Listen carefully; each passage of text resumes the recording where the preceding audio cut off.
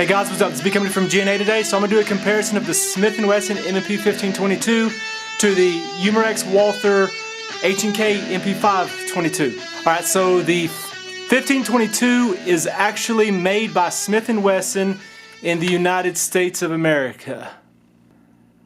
The H&K MP5 is actually made by Walther in Germany, which actually it's made at the main Umarex factory, but since Umarex owns Walther, Umarex has a part of their factory in Orangeburg that is devoted to building Walther stuff, primarily these tactical 22 rifles. Okay, and I have both gens, the first gen, which actually I guess there's two versions of the first gen, but I have basically the first gen and the second gen. This is the OG, the original 1522. This is the 1522 Sport, and this is the one I'll be using in this comparison today. Okay, and we are clear and empty on both of these for sure. Double check that and quadruple check that. So the 1522 is a polymer gun for most of it. The handguard is polymer, the upper receiver is polymer, the lower receiver is polymer. The receiver extension, buffer tube, whatever you want to call it, is actually, it's not a buffer tube at all, a receiver extension. Basically, it's a stock holder. It's just a piece of polymer that's molded into the lower because there's no buffer in here that's catching the bolt that's cycling back and forth. So this is basically a polymer gun throughout. Of course, the barrel is steel. There's a steel ring inside of the upper here that the barrel fits through. Of course, the trigger is some type of metal, some type of steel or something, and the hammer and all that's steel. Okay, the H&K MP5 is a metal gun for most of it, aluminum alloy type thing. So the upper receiver, the cocking tube housing is aluminum. The upper receiver is aluminum. The lower receiver here is made out of polymer, just like it would be on a real MP5. And then on my stock right here, most of this stock is actually made out of some kind of metal also. Okay, the 1522 with its empty 25 round mag is exactly 5 pounds. And the MP5 with its 25 round mag is 7 pounds, 5.5 ounces, which is not the same thing as 7.5 pounds. 7.5 pounds would be 7 pounds, 8 ounces. Okay, quickly on pricing, and of course I'm in the United States, but the 1522 Sport, the new gen, is actually a pretty cheap rifle. You can get it for $375 just all day long. But sometimes I see them on sale for $350. I've even seen them down to $325 or $320.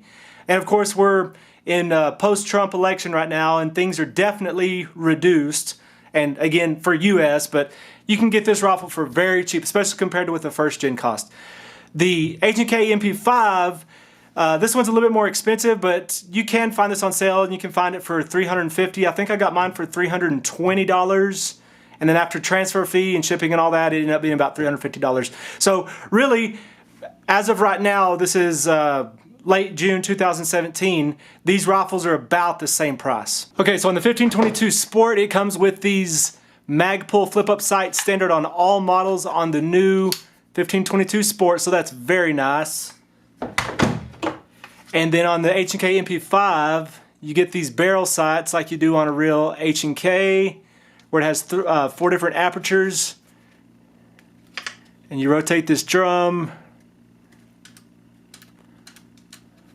and then this front side has this circular hood like the real H&Ks do with that blade in there that is replaceable. You can see the screw right there. Okay, on the 1522, the buttstock is completely replaceable. And in fact, this is just some palmetto buttstock I've had running around. I've got buttstock switched all around, but this is replaceable. And on the 1522, the receiver extension here is a mil spec. So you could put commercial on here, but it's going to rattle a lot. Mil spec fits pretty tight, although even with mil spec, it's still a little bit loose. So on the MP5, this buttstock is replaceable, and there are a couple different buttstocks that you can get for this, but I prefer this collapsible one. Although they do have the fixed stock that's pretty cool also. Also on the buttstock, this is adjustable, but there's only 2 positions. It's either fully retracted or fully extended. There's nothing between here. On the 1522, there is 5 positions, I believe. 1, 2, 3, 4, 5, 4, 5. Actually, it has 1, 2, 3, 4, 5, 6. Okay, another thing is And I'm not a huge guy. I'm right at 6 foot, so I'm not huge, but I'm not short, I wouldn't say. The distance from the buttstock to this sight, it's kind of different than the length of pull, which is from here to here. But the distance from here to here is pretty short. And so whenever I'm shooting this, it's compressed and it really looks goofy, I think, whenever I see myself shooting this, because it's just, I have to really scrunch up to get my face and everything between here. Whereas between here and here, there's a lot greater distance, and I can really get my head set on here to look down the sights a lot more comfortably. So with these back to back, basically you can see the distance from here to here is way greater than it is from here to here. And also in this little spot right here where you have this whole thing. Have to rest your cheek on this, and it's just weird to get up on that. Whereas here you have all the space to rest your cheek. Okay, pistol grip on the 1522. This is replaceable with any standard AR-15 pistol grip, although the geometry of this receiver does not fit the geometry of the pistol grips. You can see how on the standard MOE pistol grip, how the curvature of that does not match the curvature of the lower, but that's just kind of, just have to get used to it. That's what's going to happen. But you can put any standard AR-15 pistol grip on here. Now on the MP5, obviously this is like a standard MP5, so the pistol grip is not replaceable itself. It's integrated into the whole lower here. Now, and this is not from Walther or Umarex or H&K, but there are other lowers that you can have put on here that you can use. But they do take work and do take fitting, and it's actually quite a bit of work. I like the way this one looks just fine. It looks very, very nice to me. Okay, the handguard. So on the 1522, this handguard is not made to be replaceable, but it is replaceable. You have to get a different barrel nut that will adapt up to a standard AR-15 barrel nut so that you can put any free float handguard on there that you want, pretty much. And that adapter you can buy from Tactical 22, and I'll put a link to that in the description. And so from that, you can put on basically any AR-15 handguard that you want to on this rifle. Although with this M-LOK handguard, that to me is perfect. It's very thin. I can add rails where I want to it. I've got a little 2-inch piece here to be able to hang this little angled foregrip on. Okay, on the MP5, of course, you can remove the handguard that easy, and there are other handguards that you can put on here, but most of the ones I've seen, like on hkparts.net, are very expensive. I mean, you're looking at $90 minimum for having those different handguards, and for me, this one's very nice, but you can get different handguards to replace onto this one. Okay, and then finishing out to the barrel here, on the 1522, this is standard 1/2x28 threading, so you can take this standard A1 flash cage off of here and put any standard AR-15 muzzle device that you want to on here. If you want to get a tack stamp and put a suppressor on here, if you want to get some wicked looking flash hider or anything, you can replace that to make that look as cool as you want to. Now on the MP5, obviously this is just a fake suppressor. This is not real, and the purpose of this is to make this legal length, to make it rifle length, so you get your 16-inch barrel. And this is just there to conceal that. And this thing is completely removable, and you can take this off. And actually, this piece that you're seeing right here is just a barrel sheath over the actual barrel. The barrel is very thin, and I'll show you that in just a little bit. So I have seen people make this into a short barrel rifle, and they cut it off basically right here at this point.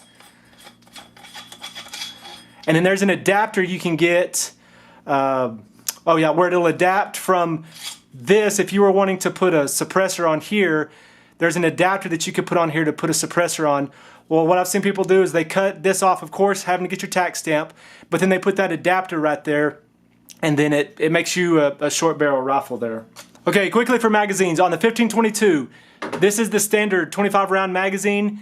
Smith makes a 10 round magazine also, that's for those states that need that, and also if you want to rest that thing on the bench at the range and you don't have space on your rifle rest, that 10 round mag makes it fit better in there. So Smith themselves makes a 10 round to 25 round. Pro Mag made a 32 round magazine, and I know people hate Pro Mag, but that mag that they made for the 1522 is actually very high quality and has very good reviews. Pro Mag had to stop making those because the design was so similar to the original. Smith sued them and they had to stop. So if you can get your hands on some of those 32 round Pro Mags, they're supposed to be very good.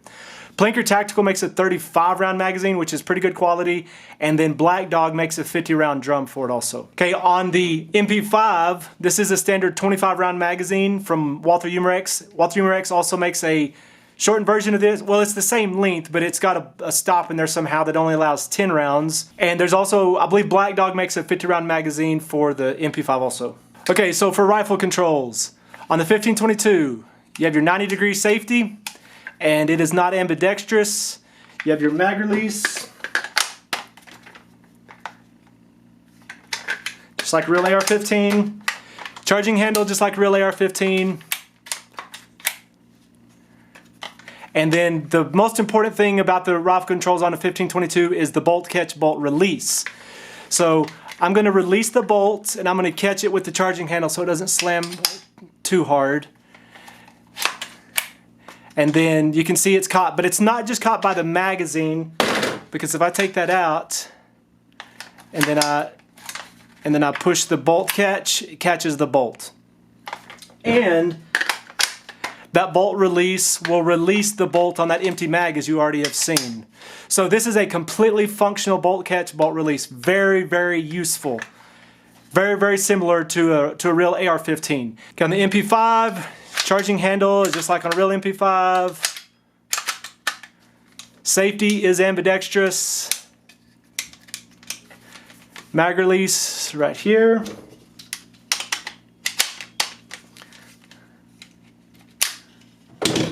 Okay, as far as takedown, 1522 is very simple. It's exactly like a AR-15. Just push your two pins out and they are held captive.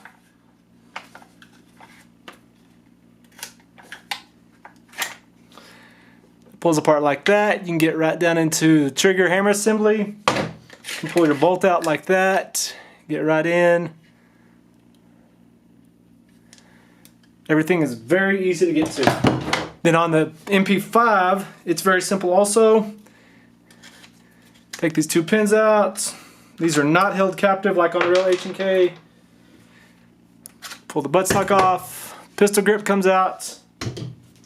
And then you can see how the hammer trigger assembly here is very contained, and there's a lot of stuff going on inside of here. Very complicated compared to the trigger hammer assembly right here. Now from here, Walther, Umarex, H&K do not recommend that you take it past this point, but it's very easy to get to your bolt assembly here. Thread that off, push down there, and then this whole assembly slides out. And then from here, you can get to your bolt assembly and everything, and pull that back, push that up, and it holds your bolt like that where you can get to there. And yeah, that is the barrel on the MP5, whereas that is the barrel on the 1522. Huge difference there in barrel size. Okay, I'm going to drop in a snap cap. All right, and the trigger pull on this, my 1522 is around 5 pounds, just a little bit more, but it's right in the 5 pound range. Okay, and it's just like a standard AR-15 trigger pull. There's just a little bit of squish right there, but it's really not much. And then just a clean break to that point. And then reset. Right there. So, very, very good trigger. And the most important thing about this 1522, or one very good thing about it, is that this trigger is replaceable. You can put in basically any standard AR-15 trigger group in here. So that's a huge plus for this thing. I'll drop a snap cap in there. Okay, and the trigger on the MP5 is not as good as it is on the 1522. 1522 is pretty good. It's not the best, but it's pretty good. But on this one, there's a little bit of slack right here. And then there's a little bit of pull, and it pulls right at 6 pounds. And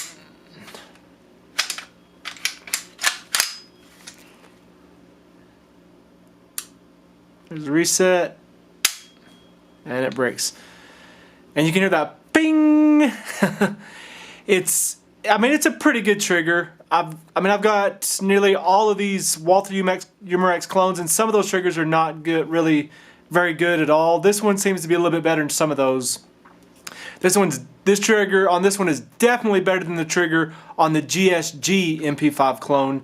But hkparts.net sells a spring set. I think they call it like their match trigger spring set or something like that, that you can put in here that drops that weight. It won't change the type of pull, but it'll change the weight from 6 pounds down to 5 pounds, 4 pounds. Okay, the Smith & Wesson, the warranty on Smith guns in general, not just for the 1522, but Smith & Wesson in general has very, very good customer service.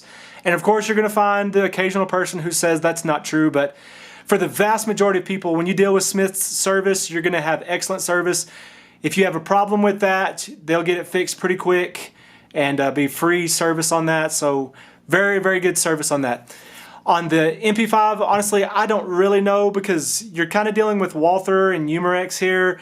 And of course, there's going to be some kind of US presence on that, but I honestly do not know what kind of warranty service you can get on that. I do know for sure on the Smith that it'll be good. I assume it'll be decent with this. Okay, so just quickly to run through a list of pros here for each one. So on the 1522, its list of pros is that there's so much of this that is replaceable with standard AR-15 stuff. You can put a standard AR-15 butt stock on here, mil spec. You can put a standard AR-15 pistol grip on here. You can put a standard AR-15 trigger in here. With that conversion barrel nut on there, you can put any standard AR-15 handguard that you want to on here. You can put any standard 1/2x28 threaded muzzle device on here. It's got Picatinny rail built into it. It has this M-lock where you can add rail at any angle, or basically any angle that you would want, and add any sights, any accessories that you want to on here. So definitely a lot going for this, and it comes with these standard Magpul sights. And the other thing that I really like about the 1522 is there's so many people who own this rifle. When you go online, you can find all kinds of people to bounce ideas off, and other people who have had very similar problems. And so there's just a bunch of people that you can go to whenever you have problems with this rifle. Okay, for the MP5, its list of pros is that it has a metal upper, and to me that's very important, and a lot of it's metal, and of course it makes it a lot heavier, but that is definitely good for it. Another pro for the MP5 is just the cool factor. I mean, there's no questioning the fact that this just looks very, very cool. And I know this suppressor is goofy, but it's this or you know, it's only going to be a pistol. You wouldn't be able to have the retractable stock. So even though that does make it look a little bit goofy, it still has that cool factor, and just a very, very nice looking rifle for sure. Okay, as far as accuracy and reliability, I feel like they're both going to be kind of in the same ballpark. The metal that this MP5 is made out of is an aluminum alloy, and I have seen pictures of people online who have shown that parts of their upper receiver is cracked, like broken off. I really feel like that's just going to be an anomaly. That's going to be very rare, but it is possible. On the 1522, of course, you're dealing with a polymer upper, so you've got to think about that. But overall, I've seen people online talk about the fact that they've shot tens of thousands of rounds through these, and they've worked out just fine. So that's definitely one of those things that's hard to really quantify the reliability, because you may have an awesome one that lasts for years and years and thousands of rounds, or you may get a lemon that doesn't last very long at all. But overall, I feel like they're going to be pretty reliable. And then as far as accuracy goes, same thing. They're going to be in the same ballpark. These are not made to be the most accurate 22s. They're just not. They're made to be fun. They're made to replicate functions of other rifles, help you to train with that, but they're not going to be the most accurate. So you're talking maybe 2 MOA, maybe you can drop that a little bit lower if you really have good optics using good ammo. You know yourself how to really have good trigger control, have rifle control, all that kind of stuff. But I really feel like they're going to be 2 MOA is going to be about the best. But again, that's not their purpose, is to be tack drivers. Their purpose is to be fun and to get you training and just be good fun plinkers. That's their purpose.